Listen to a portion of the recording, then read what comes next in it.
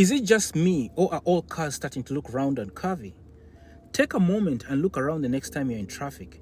Look at the cars passing by, the new ones especially. They're smooth, they're rounded, almost like the wind carved them into shape. The sharp corners that cars used to have in the 80s and 90s are disappearing.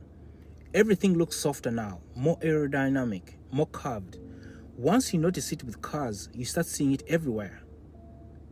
For those that do not know me, my name is Timothy and I run a WhatsApp group for the Black Diaspora, a space where we study the moves the world makes around us.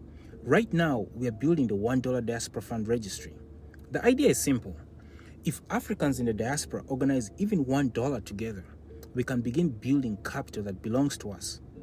If you believe the diaspora should play a role in building Africa's future, join the $1 Diaspora Fund Registry. All the links are in the bio. I wanted to also look at modern buildings, stadiums, airports, even furniture. Phones used to have hard edges, remember that? Now everything is rounded, even the way futuristic cities are shown in movies looks the same. Smooth, curvy, flowing. The future never looks square. Now at first, that might just seem like a design trend. Maybe engineers discovered curves are better for aerodynamics. Maybe it's just modern taste. But design usually reflects deeper ideas about how people imagine the future. For most of the last 200 years, the world was built with straight lines. Cities were grids, buildings were rectangles stacked on rectangles. Factories looked like giant boxes. Even our streets and neighborhoods were designed like graph paper. That industrial world valued order and control. Straight lines meant discipline, structure, and efficiency. But when architects, car designers, and filmmakers started imagining the future, something interesting happened. They began moving away from the factory look. Instead of sharp edges, everything started to flow.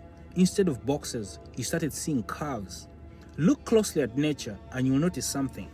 Nature almost never uses straight lines. Rivers curve, mountains curve, the human body curves. Straight lines are mostly human inventions. Nature prefers curves. So when designers imagine the future, what they're often doing, whether they realize it or not, is moving closer to nature. Curves begin to represent something advanced, something evolved, something that feels organic rather than mechanical. But here's where the conversation gets interesting.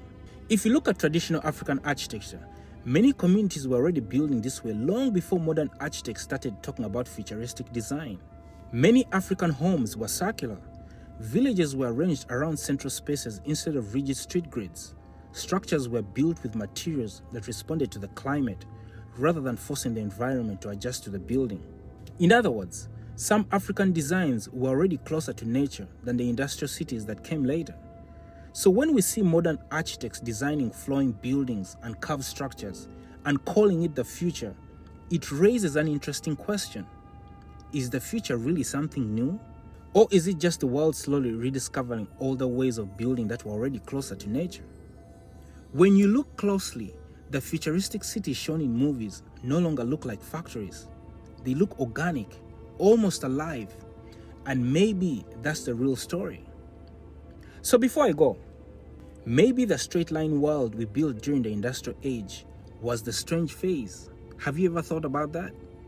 The curved world we now call the future is simply the world remembering how things were always meant to be shaped in the first place. Let's move.